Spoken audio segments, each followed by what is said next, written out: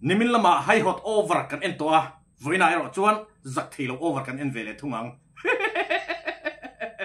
ek tier che zak thilo ge tika kan hre vele du lom ke aina zak thilo nge a zak thi zok bi cheng halak o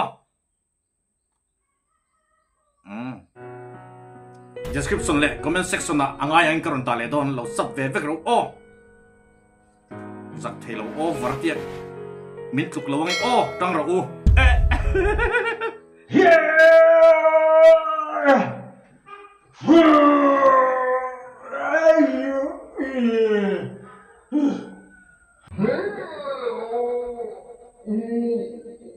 inget ti o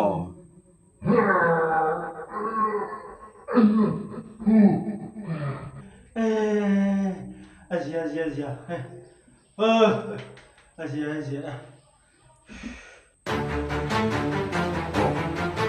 til dik lo om mo ti mi o thing bu la thing bu in o tung ni o ro a e ni mai thi ni o cái gì đâu nắng bạn rồi đó sắp quý máu cái gì chứ cái đồng tiền chứ cái gì cái thiên lốc rồi cái trên mà cái tàu lấu trâu trên gì ha cái thiên là bạn đủ mà con cái thiên lốc cái thiên à ồ cái thiên luôn mày cái trâu khắc khắc cái thiên thì ngô cái nắm liềm luôn mày bay có cái nó vừa đấy đang là vừa lấu à ồ bay vừa lấu làm cái chú cái thằng là bố mồ hey til thar hi thram tin lo nei ve in thiar na hai in nuôi hung chau don ni ha ka cha beng ti fai in chơi cái chú hết anh thiar hi cái ti tu ra nia kulai ti fai cái chú anh này chú ta chân rồi chứ cái chú cái rong to lo vào thắt ti vào in thiar cái mang chạc rồi vô tiền ta chơi cái mang chạc ve cái lo mang anh ha til thar hi cái lo mo cái chú du na hen ép tu gì nè cái hem phúc mình chơi có tổ phốt ở chú cái chú ép zel cái chú zak thilo over cái luồng vua ai mấy sao thế thằng còn khác cái tùng nó đi sưng đúng không ta phật giặc luôn ấy con họ lớn cậu mình muốn đâu mi con họ lớn cậu mi chú coi chiết này nó mà nó tôm thôi đâu chỉ có hạt chúng tôi lom hết rồi mi thằng phố tiếng cái hạt cái tùng nó thôi con họ lâu lâu mà lại con chú hà lâu ni mấy lâu cái thằng phố hạt cái tùng nó có mấy anh chú con có hạt lâu thì chuan phật mặc in công lúc chuyện ông ni si anh ta chơi con sao poni tổ lâu hi mà nó tôm thôi đâu chỉกันที่สัตว์ดูไล่นี้เชมอ๋อนี่เลี้ยงชูค่อยกดก็ในเลยน้ำกี่บาทค่อยอีกก็ไม่ถนนเนี่ยให้ที่ต้องตุ้นเลยมีตีสัตว์ผู้ไล่ลาหักตุ้มเวงริงอดอินอุ้ยกมไม่เตละตีเฮ้ยนี่สักเทโลโอเวอร์มีกินไปปนละเสียมให้โลจูบอกนังไงนี่สักเทโลโอเวอร์จูin thil phal ve tu kom lu tuk tur ni lo che tu I man lai tang in thei lo e ka ti hi le pu hun lai tang tin thenom te chu I anim be thathin ti ha ringo tang kor phau lai me na ai pon kin me zo ni hi ka ha to ki le ha la mo ka ti ka su ti khai lo na ka cha bi chu mi lo pe te ku va ka le lok tia le tang ha chuan ku va ka le lok khoi chu ro mi lo pro men pro cha bi chu khoi ke ka ro di chuan mo ke ka kalang le nang ni po ke din kal pai mi ni se ro pu sia in kal pe lo scooty lei lom he mi din ro la ron nei ringot mai ni cha bi chu lo ro chu ro ka pe dang chu lo che pe lo wang thon tin nei chu kan phang ve tu lo ke ni po ta lo mai mi ekin fit mai na e a kor halawina e a chuka an kor zar ha ka tuma aha a an scooty khalang tum vele ngal ngota an zak the lo mai mai ma coi nó mang luôn con có một xiêm lâu sai xiêm mai rồi nè bốc scooty là ti sát lại học bốc ấy scooty cầm băng tôi chỉ lấy mà chụp vắt rồi hey thằng này chả bị cái spare bốc ha mình coi tiếp tục rồi có xin ini chả bị spare cái bèn chứ mô mình bèn lâu đi bắt bắt coi mình lo cầm băng luôn nè thế mà riêng đồ làm mình riêng tỏ số chú đó chén cái này được chưa cái cල් pe lâu mà lỡ nó đi pin cl pe bi cái mi mày nè bây giờ in hà nam mình lo mang đừng có sự in hà đã đang rong chơi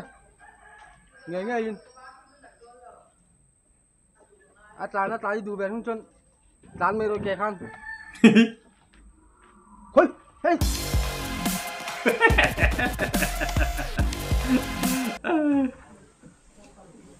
nghe trun mày à khu lũng xịa tuy đã vật chờ chắc là mày ngó với chứ đi vật in hít tuy đi la la la la la ôi cần phải chơi hòn bể để tập à hey tuy vật con đùa cái đại bên này bên giặc lâu ấy đã tôi vẫn mấy sự việc phát tuổi chưa rồi cái gì làm chú chơi làm cái gì in freeze đi in freeze đi lâu có làm gì nè tuy vật con đùa về chơi làm cái gì có làm đại bên này mày Hindu này vẫn mấy sự sao việc phát tuổi chưa rồi phát tiếng à mà thu thua rồi đã về riêng mất in principle này lâu cần ta đi cái đàn nó lên lâu chưa, làm bột lên lâu đàn thêm lâu tụi nó rồi cái này xem xem mình mấy sự sao bao tuổi lâu cái lâu chơi làm tên freeze này thật đàn hi hey qua lung xì cái mà mồ về rồi hi em bỏ chân mình lâu sự về phát là em thiết bỏ đá đôn là mà mình lâu sự về phát sao phát rồi à đi thiết qua này cái đá đôn này tốt mấy này hi cái trà xia mò freeze mò trong về lắm bằng tí hi nghe vok sát thau chân lúc tụi con mình hi hey cái làm chi xiêm nghe đồ nè cái về nghe ngay nữa hi tụi kinh gì ngay mẹ này mò ôi anh là ai rồi lại hai bắt đầu về he cái gì không cái cụ tên dân tập để hai là ít xe tour bắt khách mà ông về lâu ta hiền khá rồi vì có mày cái giặc lâu mấy gì này bảo mấy cái gì nào buồn na cái lồng mần lệ cái lúc trăm nó tụt gì ông na cái lồng mần hi cái núi cũng biết là sao cái dân tập để hai là một to số nắng đi cái cụ tên khá bà rồi cũng dân tập số cái gì lằng tre cái giặc lâu mấy cái gì lằng tre thế làm tới đầu ai cũng có sản đầu có ăn thăng chi ăn video hi cái gì cả nào ông bà thì hey chinh chặt đâu anh chị hiền chinh bèn anh chị hiền anh thiếu bột thì xem ati thiama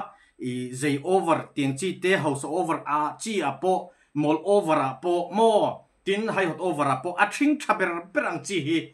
nun hậu đâu anh tiếng chi arun lan tir thiam ta tin ama mel ne hen anh support thà cái thì hey nào ông bà te anh thiam na về tắc nín cái gì ấy to số cái dân hiếm đã được hai là mua thế làm tới đầu thăm dọc thì ra đi mò làm hi giặc lồng dọc em mấy anh này tu lầu dọc bộ cái giả lầu cho nên mà giặc tắc tuổi cho những ngày lề anh bột tôi hi khal thấy đón rất lâu không cái giặc lầu mấy in tùy hiệp ra chuộc đấy cái tùy khal thấy đón lâu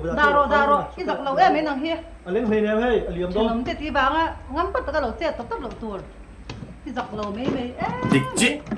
cái tiếng hai lầu có sao số với khách mà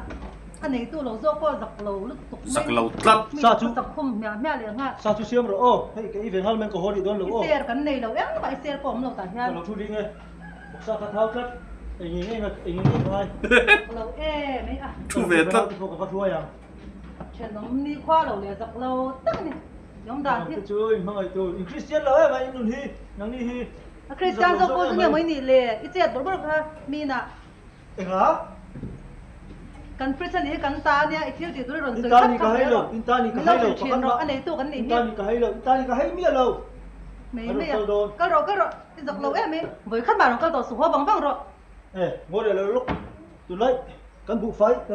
phai ấy xuất cái lúc tụi mo anh lang này thì lúc cái dòng bu trên thung hi tập phô về rồi ôi dọc lầu thọ xóa khách mà ông được ta kan thọ xóa thì cái đó rồi tập phô về lúc ăn iban dọc lầu về nang hi đó rồi cái thọ xóa tiền lầu thì sang thì kan thọ xóa cái này hi chuyện nóng xì hi mặc cái gì dọc lầu nè mi vai bu phai chia kan kan lem thầy lù thì ông lúc dòng bu kan pol về đủ rồi cái này sao mà thọ xoạc là ồ cái lấy về rồi cái dọc lầu tụi kan hạ tới kan thọ ngor azak thelo over it ro mi ti du lo pilam ni chulai kam hu chu a mei chinu khi an free ma het alang mai ngai lo wa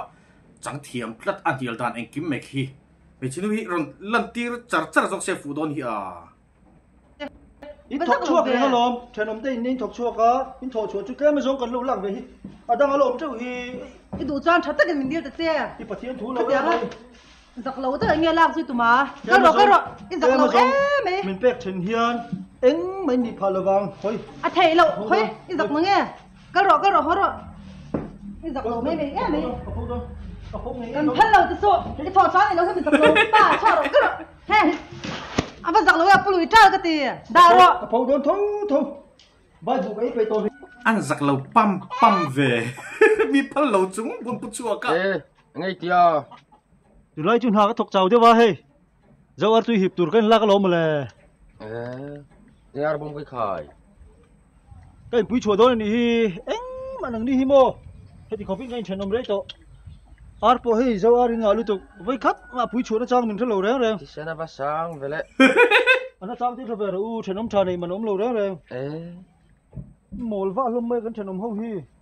ni ko lo reu mai ai pui chua ni hi hei ar si pan hi te le pum nga chau ni ar tui po mo ka fa hi velo kong ti hian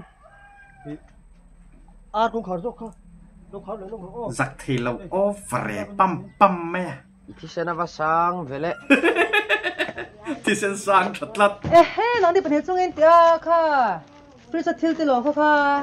kan ta ve kan ni kha hello cái cho mình nữa mấy tia cái bèn che tia